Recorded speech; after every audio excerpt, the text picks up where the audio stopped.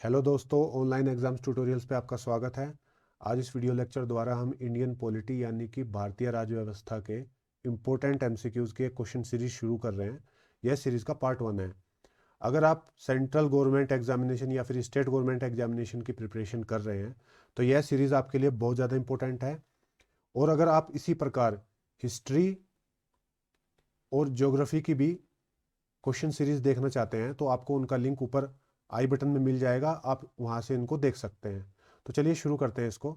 यहाँ पे जो आपको क्वेश्चन मिलेंगे वो सभी इंग्लिश लैंग्वेज में मिलेंगे, लेकिन मैं आपको इन सभी क्वेश्चन का अनुवाद हिंदी में भी करके बताऊंगा अच्छे से, ताकि जो हमारे हिंदी मीडियम के छात्र हैं वो भी इसका बराबर से लाभ ले सके। तो यहाँ पे पहले क्वेश्चन में पूछा गया है, for how long a joint sitting of both the houses of parliament may be convened to consider a bill which was passed by one house and pending in another house।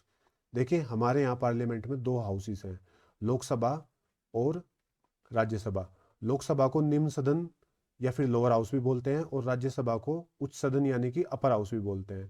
तो यहाँ पे पूछा गया है कि अगर कोई ऑर्डिनरी बिल किसी एक सदन में पास कर दिया जाता है, लोकसभा हो या चाहे राज्यसभा हो, तो वह कितने समय तक लंबित रहे कि उसको पास कराने के लिए फिर एक जॉइंट सिटिंग बुलानी पड़े। तो यहाँ पे हमारा करेक्ट आंसर होगा ऑप्शन बी, 6 महीने। अगर कोई ऑर्डिनरी बिल 6 महीने तक लंबित रहता है किसी एक हाउस में पास होने के बाद, तो फिर उसको पास कराने के लिए जॉइंट सिटिंग बुलानी पड़ती है। लेकिन अगर यह ऑर्डिनरी बिल ना होकर एक मनी बिल होता, तो मनी बिल को केवल पेश किया जा सकता है लोकसभा में, और राज्यसभा के पास इसको पास करने के लिए केवल 14 दिन का समय होता है। अगर 14 दिन के अंदर राज्यसभा इसको पास नहीं करती तो इसको पास मान लिया जाता है, इसके लिए जॉइंट सिटिंग नहीं बुलानी पड़ती। तो यह भी फैक्ट आपको याद रखना है। अगला क्वेश्चन है, which part of the Indian constitution deals with its amendment. भारतीय संविधान का वह कौन सा भाग है जो भारतीय संविधान के अंदर अमेंडमेंट्स यानी कि संशोधनों से संबंधित है। तो यहाँ पे हमारे पास करेक्ट आंसर होगा ऑप्शन ए, पार्ट 20। पार्ट 20 के अंदर एक ही आर्टिकल आता है, यह एक लौता पार्ट है हमारे संविधान के अंदर जिसके अंदर केवल एक ही आर्टिकल आता है, आर्टिकल 368। तो इस आर्टिकल के अंदर हमारे संविधान के अंदर जो भी हम संशोधन करते हैं उनकी प्रक्रिया लिखी हुई है। और यह चीज़ हमने कहाँ से बोरो की थी, वो हमने की थी रिपब्लिक ऑफ साउथ अफ्रीका से। तो यह भी आपको याद रखना है कि संविधान में संशोधन करने की प्रक्रिया हमने कहाँ से ली है, रिपब्लिक ऑफ साउथ अफ्रीका से। अगला क्वेश्चन है, the reports of the controller and auditor general of India यानी CAG of India relating to the accounts of the states, ये स्टेट्स आपको याद रखना है, are submitted to which among the following. जो सीएजी ऑफ इंडिया है राज्यों के, देखिए राज्यों के हर एक राज्य के अंदर एक ए ऑफिस होता है सीएजी का। ए यानी कि अकाउंट्स एंड एंटाइटलमेंट। अब इस ऑफिस का काम होता है कि वह उस राज्य के अकाउंट को प्रिपेयर करे और बाद में उस राज्य के गवर्नर को पेश करे। अब उसके बाद जब सीएजी उस राज्य का अकाउंट उस राज्य के गवर्नर को पेश कर देता है, बाद में गवर्नर पेश करता है उस राज्य की विधानसभा में। और यह पावर दी गई है सीएजी को आर्टिकल 151 द्वारा। अगर हम बात करें केंद्र सरकार यानी कि यूनियन गवर्नमेंट की, तो सीएजी यूनियन गवर्नमेंट का अकाउंट प्रिपेयर करके सबमिट करता है प्रेसिडेंट को, और बाद में प्रेसिडेंट सबमिट करता है, पेश करता है पार्लियामेंट में। अगला क्वेश्चन है, from which country the method of impeachment of the president of India is adopted. किस देश से भारत के राष्ट्रपति के ऊपर महाभियोग चलाने की प्रक्रिया ली गई है।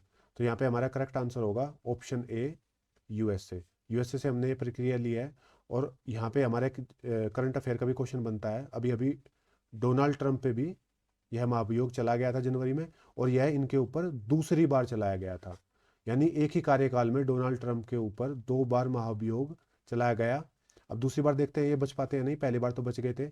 और इसके अलावा यूएसए के इतिहास में एक और प्रेसिडेंट हुए हैं डोनाल्ड ट्रंप से पहले जिनके ऊपर यह महाभियोग चलाया गया था, और उस प्रेसिडेंट का नाम आपको मुझे नीचे कमेंट बॉक्स में कमेंट करके बताना है। अगला क्वेश्चन है, Sindhi language was included in the list of official languages in the 8th schedule of our constitution in which year.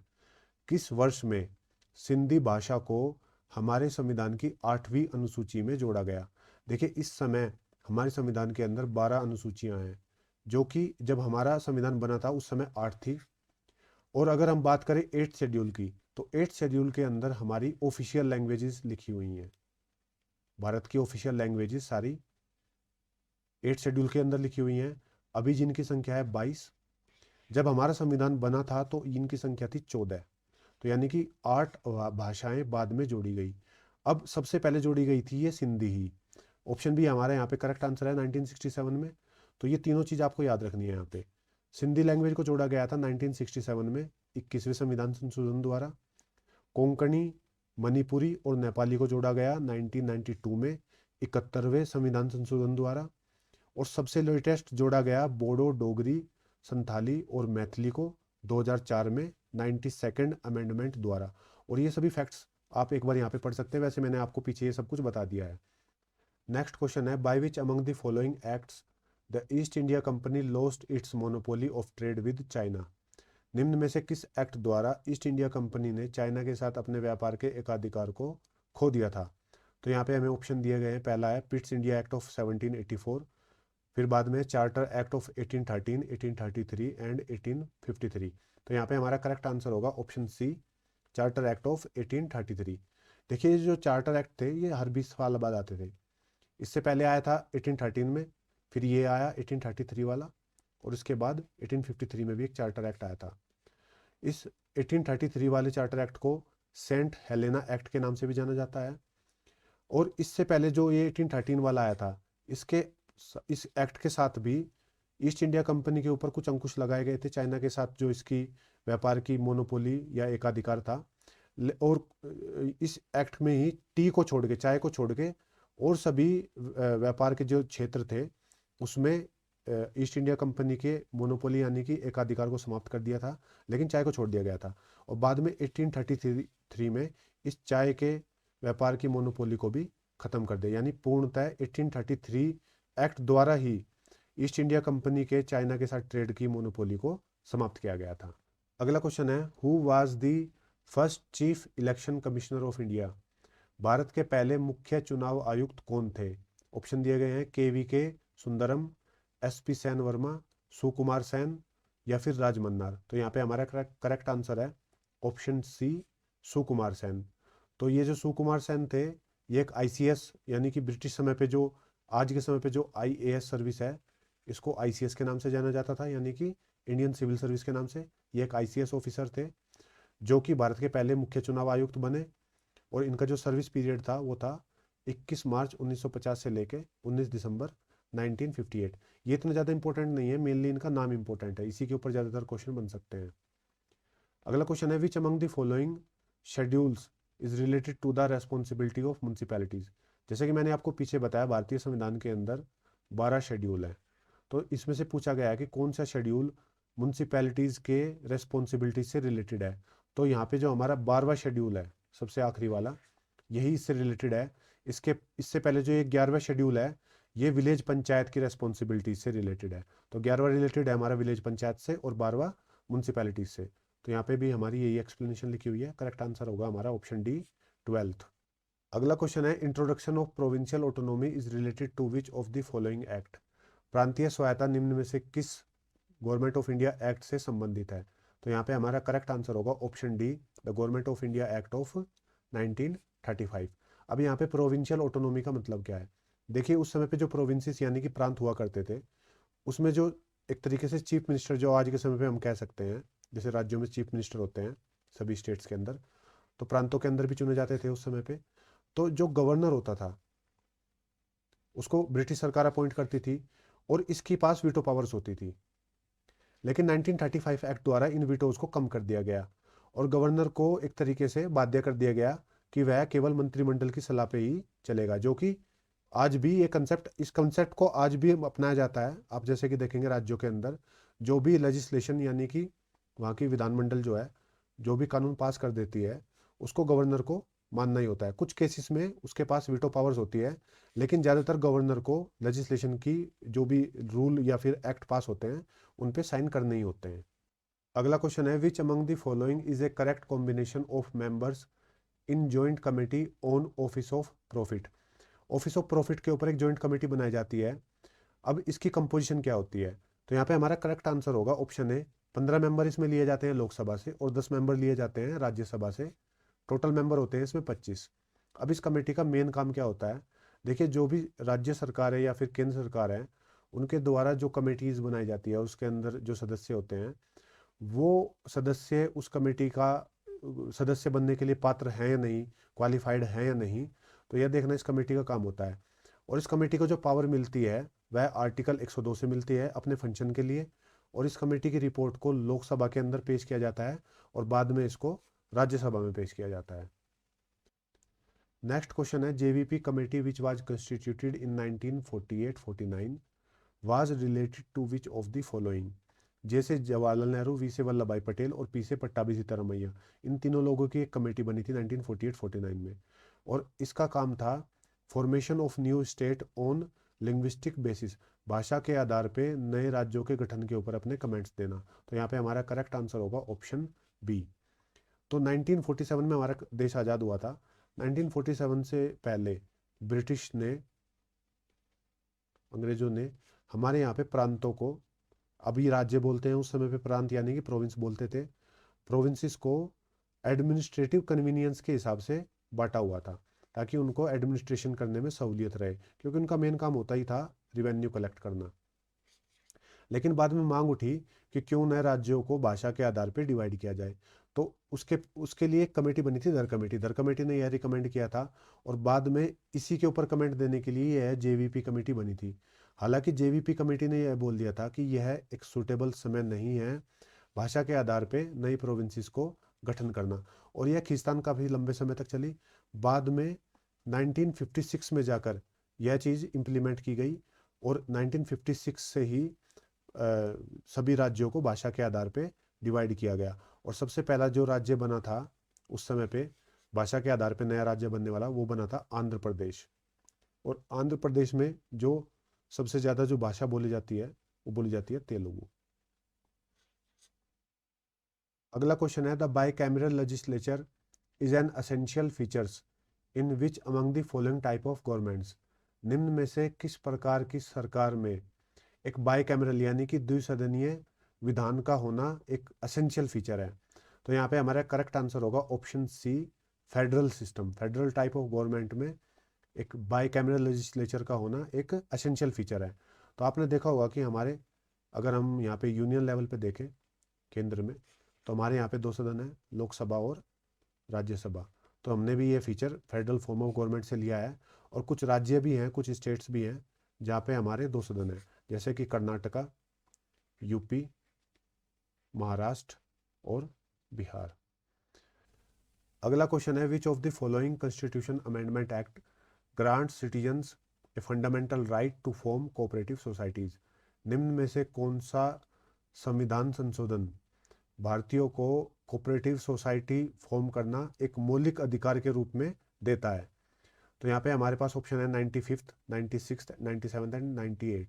यहाँ पे हमारा करेक्ट आंसर होगा option C, 97th constitution amendment act. यह आया था 2011 में। और इसी के द्वारा आर्टिकल 19 से भारतीयों को, सभी इंडियन सिटीजन्स को एक फंडामेंटल राइट दिया गया कोऑपरेटिव सोसाइटीज़ को फॉर्म करने का। और यह चीज़ हमारे राज्यों के नीति निर्देशक तत्व यानी कि directive principles of state policies के अंदर भी है, आर्टिकल 43B में।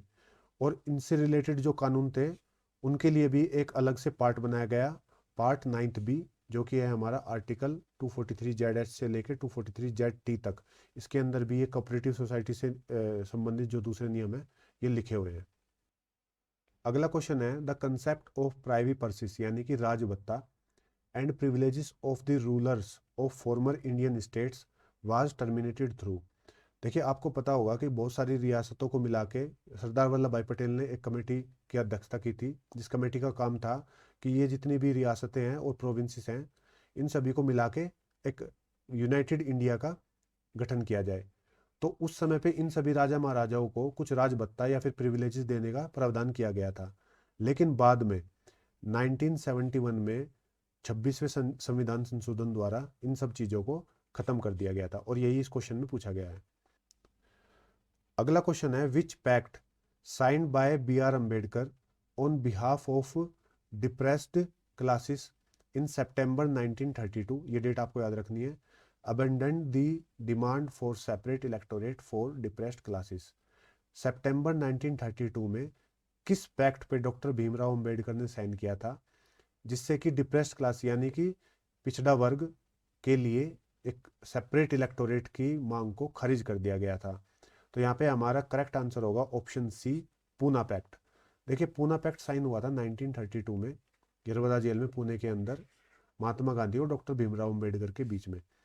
अब महात्मा गांधी यहाँ पे नहीं चाहते थे कि ये सेपरेट इलेक्टोरेट डिप्रेस्ड क्लासेस के लिए लाया जाए, क्योंकि उनका मानना था कि जो 1909 में सबसे पहली बार जो सेपरेट इलेक्टोरेट लाया गया था, यहाँ पे भी एक क्वेश्चन बनता है कि सबसे पहली बार सेपरेट इलेक्टोरेट किसके लिए आया था, तो 1909 में मुस्लिम्स के लिए एक सेपरेट इलेक्टोरेट लाए थे ब्रिटिशर्स। और यहाँ पे देखा गया था कि मुस्लिम और हिंदूज के बीच में इसने एक तरीके से दरार का काम किया था, क्योंकि मुस्लिम लीग ने अपनी अलग ही पॉलिटिक्स शुरू कर दी थी, वह अपने आप को प्रोजेक्ट करती थी केवल मुस्लिमों की पार्टी, और कांग्रेस को प्रोजेक्ट किया जाता था एक हिंदू पार्टी के रूप में। तो इसने समाज को एक तरीके से बांट दिया था, और महात्मा गांधी जी नहीं चाहते थे कि इस समय पे ये हिंदू समाज के अंदर भी एक फूट डाली जाए, क्योंकि यहाँ पे अंग्रेजों का मेन मकसद था कि डिप्रेस्ड क्लासेस जो भी पिछड़ा वर्ग है हिंदू समाज के अंदर, उसको मेन धारा से अलग किया जाए, और वो फ्रीडम स्ट्रगल जो चल रहा था उस समय, फ्रीडम मूवमेंट था, उससे अपने आप को अलग करके देखें। लेकिन यहाँ पे डॉक्टर भीमराव अंबेडकर ने एक चीज़ का प्रस्ताव रखा कि अगर सेपरेट इलेक्टोरेट नहीं दिया जाता है डिप्रेस्ड क्लासेस को, तो उनके लिए रिजर्वेशन का प्रावधान किया जाए, और यहाँ पे सबसे पहली बार डिप्रेस्ड क्लासेस के लिए रिजर्वेशन देखने को मिलता है भारत के अंदर। अगला क्वेश्चन है, who held the portfolio of finance in the interim government of 1946। 1946 की अस्थायी सरकार में मिनिस्ट्री ऑफ फाइनेंस किसके पास थी?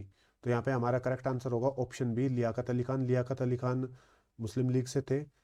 अब यहाँ पे मैंने एक टेबल दिया हुआ है जिसके अंदर ये सभी पोर्टफोलियो लिखे हुए हैं 1946 की इंटरिम गवर्नमेंट के।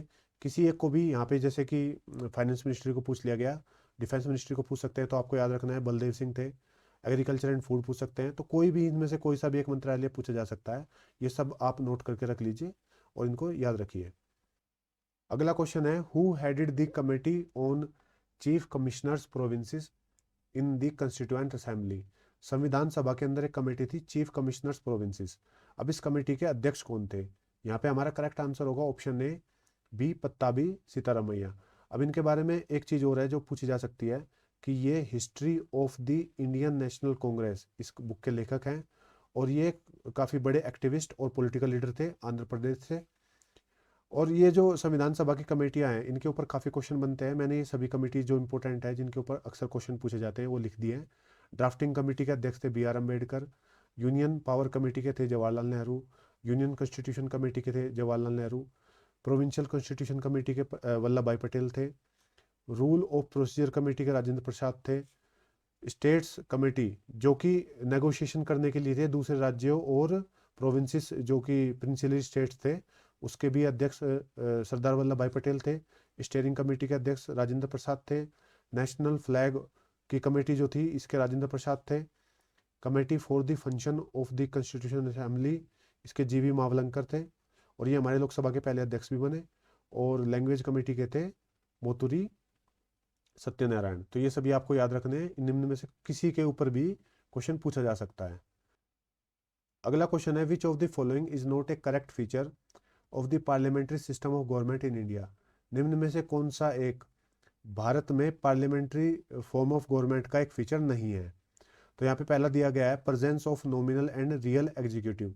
हमारे यहाँ पे ये फीचर है क्योंकि रियल एग्जीक्यूटिव हमारे यहाँ पे है पीएम, और नॉमिनल एग्जीक्यूटिव हमारे यहाँ पे है प्रेसिडेंट। तो ये दोनों हमारे यहाँ पे एग्जिस्ट करते हैं, तो ये चीज़ हमारे यहाँ पे है, यानी कि ये करेक्ट आंसर नहीं होगा। मेजोरिटी पार्टी रूल, जिस पार्टी को मेजोरिटी मिलती है या फिर जिस गठबंधन को मेजोरिटी मिलती है वो रूल करता है, ये भी है, तो ये भी नहीं होगा।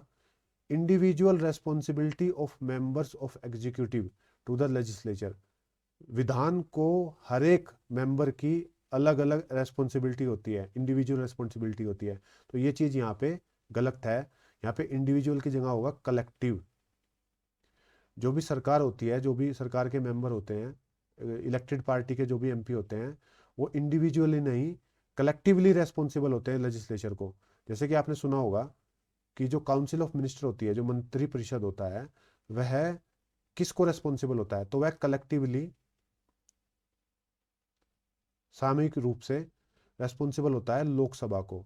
इसका अर्थ क्या हुआ कि अगर सरकार के द्वारा कोई भी काम किया जाता है तो उसका जिम्मेदार केवल एक व्यक्ति या फिर एक मेंबर नहीं होगा, बल्कि पूरी की पूरी सरकार होगी, और वो कलेक्टिवली लोकसभा को रेस्पॉन्सिबल होगी।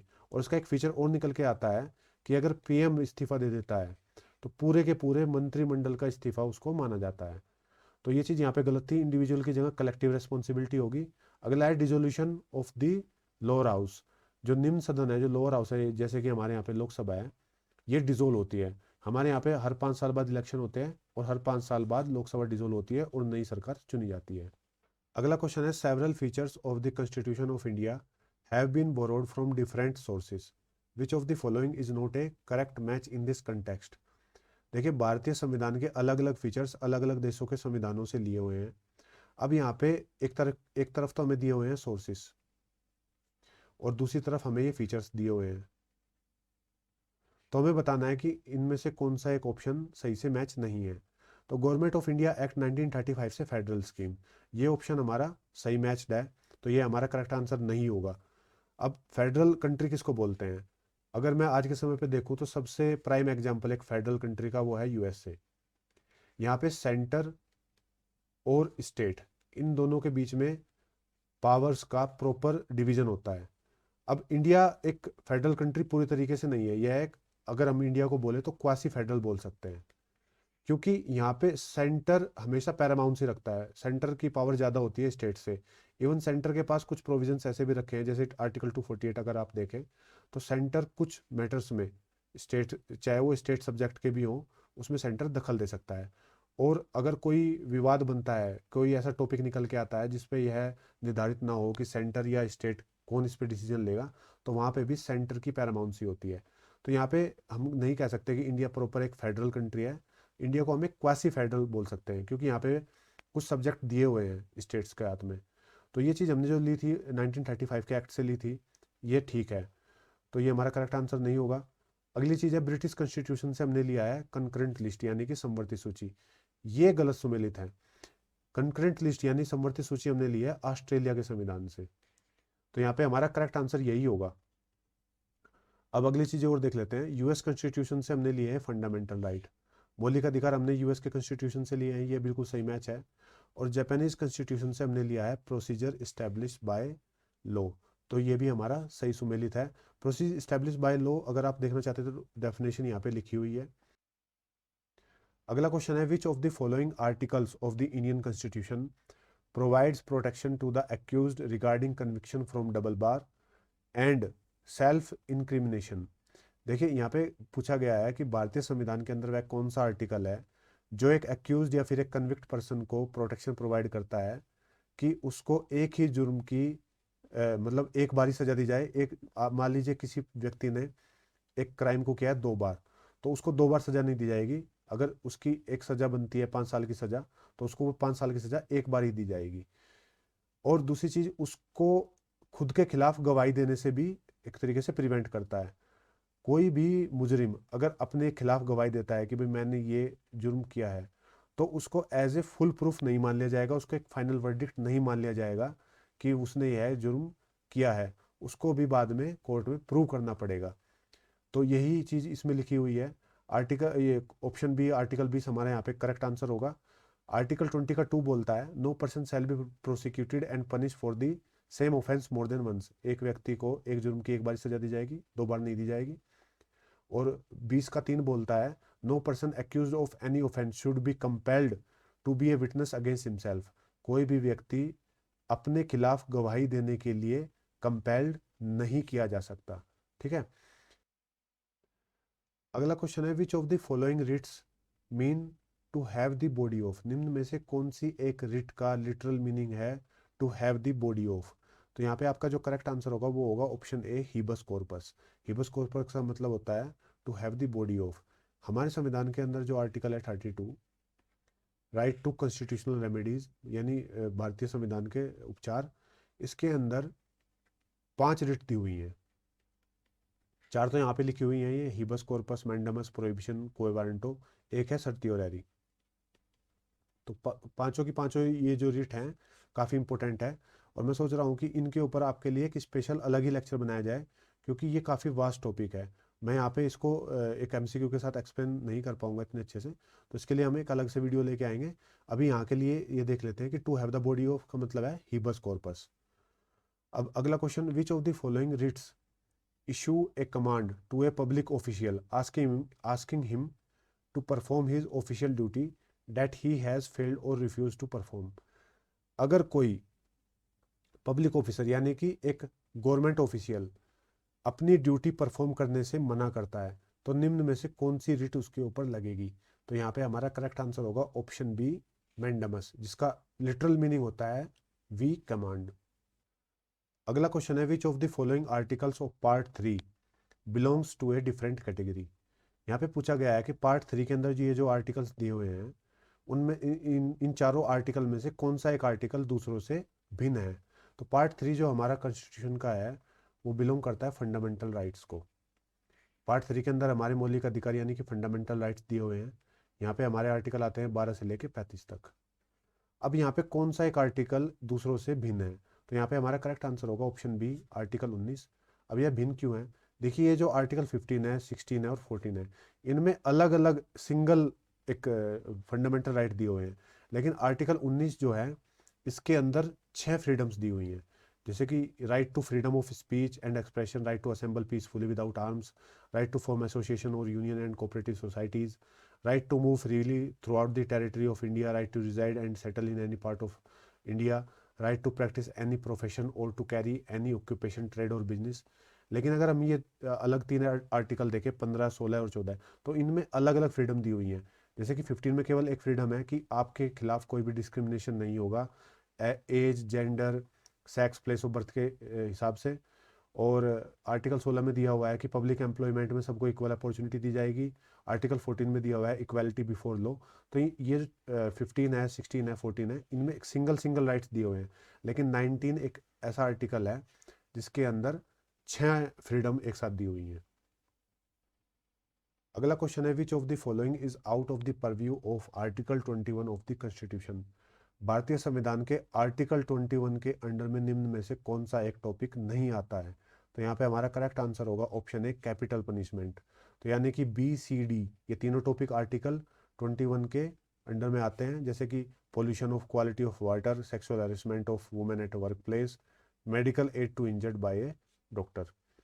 अब ये कैपिटल पनिशमेंट, मृत्यु की सजा जो है, ये आती है हमारी आईपीसी यानी कि इंडियन पिनल कोड और सीआरपीसी क्रिमिनल प्रोसीजर कोड के अंदर। ये इंट्रोड्यूस किए गए थे 1860 में।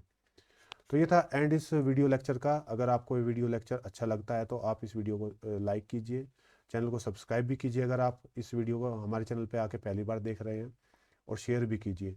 और अगर आपको इस वीडियो की पीडीएफ चाहिए तो वो आपको मिलेगी नीचे दिए गए टेलीग्राम चैनल के लिंक पे। आप नीचे दिए गए टेलीग्राम चैनल को ज्वाइन कीजिए। यहाँ पे आपको इस लेक्चर के साथ साथ और जितने भी हम पीछे लेक्चर अपलोड कर चुके हैं उन सभी की पीडीएफ्स मिल जाएंगी, और आगे आने वाले लेक्चर की पीडीएफ भी आपको इसी टेलीग्राम चैनल पर मिलेगी।